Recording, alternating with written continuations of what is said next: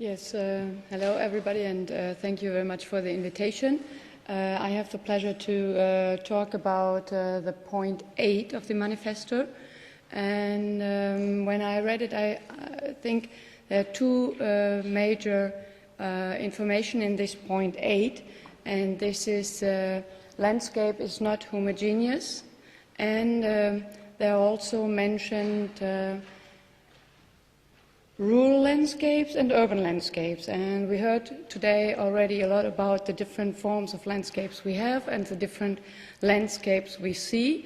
So I would like to give a very short overview about several aspects that are forming landscape and that are influencing landscape and why they are important for us.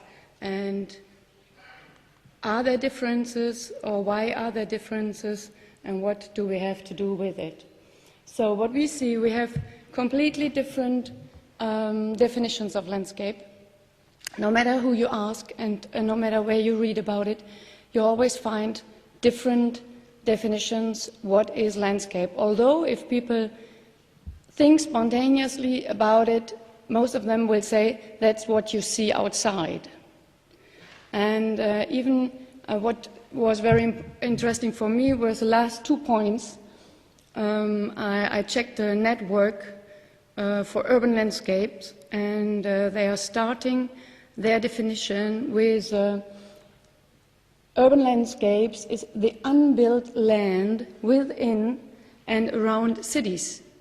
And that was very surprisingly to me, because I would have never excluded the buildings. And then I continued reading, and I read, it can comprise also buildings. So that was very interesting, and you see, like we all perceive landscape differently, it is it is not homogeneous, so that you can see. Then you see even landscapes that look homogeneous are not homogeneous if you go into the detail. Other landscapes you see by the very first glimpse that they are very unhomogeneous, because they comprise so many different elements. So if you go and look from the air view on landscapes, you can see even landscapes that are very narrow connected and borders of each other, like you see here, the border between Czech Republic and Austria. The landscape can be completely different, although the conditions are the same, but only because of different political systems which ended up in different land use systems. Or you have the borders between the rural and the urban landscapes. Although rural is not always the same, rural might be very abandoned landscapes, like we have seen in the pictures of Gerhard Ermischer in the morning, or you can see here a very, I would say, industrialized landscape and a planned landscape, but you see exactly the border between the agricultural landscape and the urban landscapes. And this picture leads us to the next points. Landscape is made up by many different points and many different factors. And there are punctual elements, there are linear elements, there are spatial elements.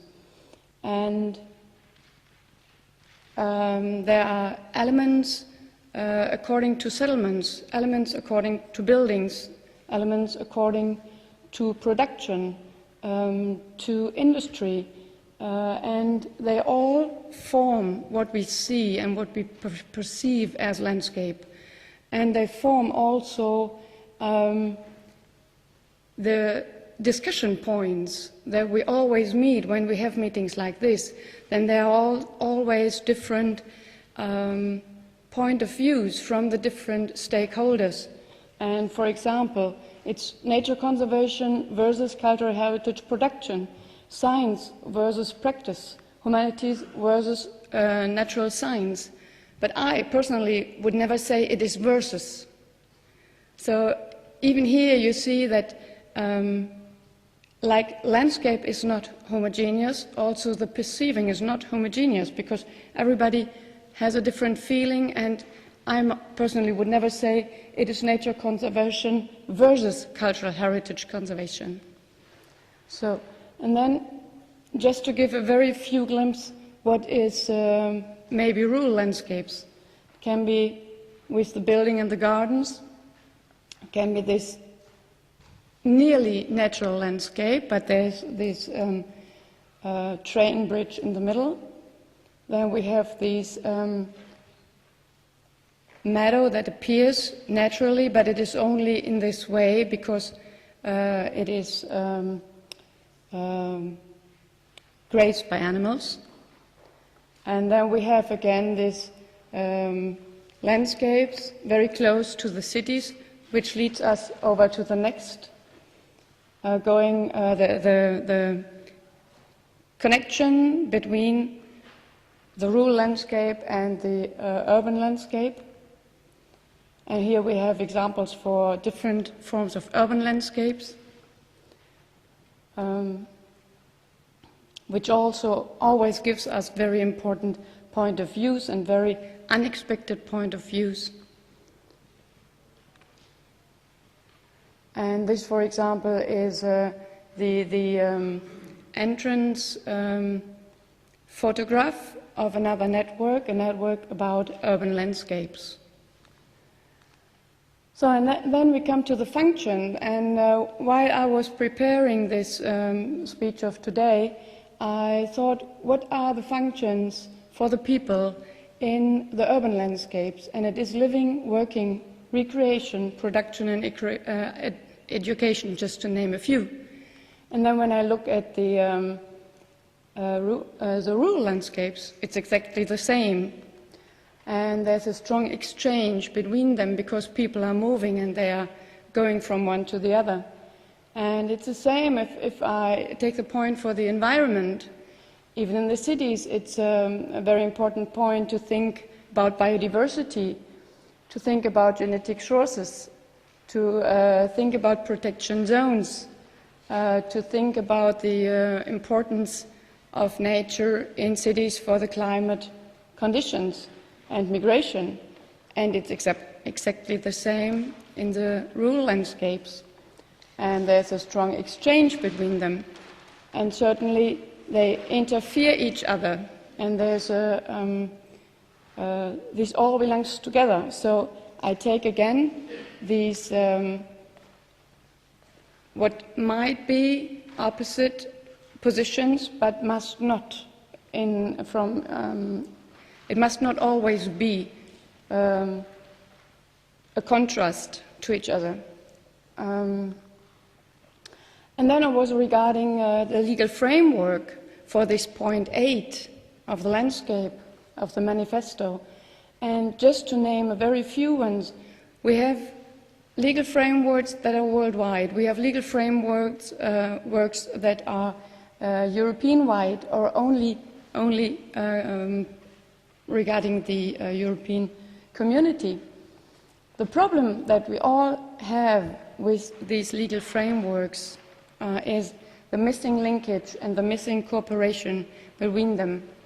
And this might appear as well on the regional level, on the national level, and on the international level. And the missing exchange between the levels and between the regions.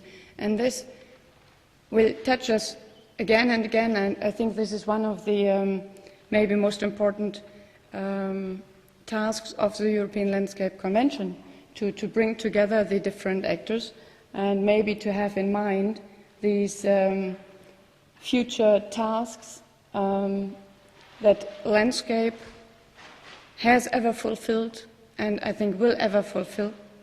So we have to be aware of this.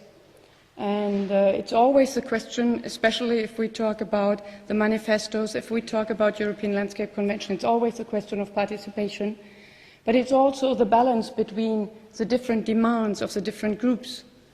And it is planning which approach might be the best for the landscape, I don't know.